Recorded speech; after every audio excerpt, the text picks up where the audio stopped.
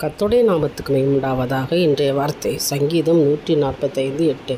கர்த்தர் இரக்கமும் மன உருக்கமும் நீடிய சாந்தமும் மிகுந்த கிருபையும் உள்ளவர். விசுவாசிக்கிறோம், ஆமென் சொல்லுங்கள். அவர் கிருபை நிறைந்த தேவன், மிகுந்த இரக்கம் உள்ளவர். அவர் நம்ம மேலே இறக்கப்பட்டு இன்றைக்கு எல்லாவற்றும் செய்ய போகிறார். ஏன்னா சாந்தமுள்ள தேவன், அமைதியிலும் பொறுமையாக உங்களுடைய வாழ்க்கையை நடத்த போகிறார். கர்த்தர் இடத்துல உங்களை முற்றிலுமாக அர்ப்பணிச்சிடுங்க. இன்றைய தினம் ஒரு மிகப்பெரிய ஒரு ஐசியத்தை நீங்கள் காண்பீங்க. ஹல்லேலூயா.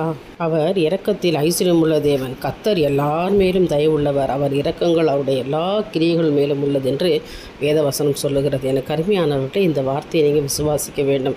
ஆண்டவரின் மேலே இறங்குவார். மனமுருக்கத்தோடு என்னுடைய எல்லா தேவையும் சந்திப்பார். இன்றைய தினம் என்னுடைய தேவைகள் அனைத்தும் கர்த்தரால் சந்திக்கப்படும் என்று சொல்லி நீங்கள் நம்பி இந்த நாளை துவங்குங்க. நிச்சயமாய் கர்த்தர் உங்களுக்கு இரக்கத்தை கொடுப்பாராக. தேவனுடைய கர்த்தரின் கிருபையை நீங்கள் பெற்றுக்கொள்வீர்களாக. என் தேவனுக்கே மகிமை உண்டாகட்டும். ஆமென்.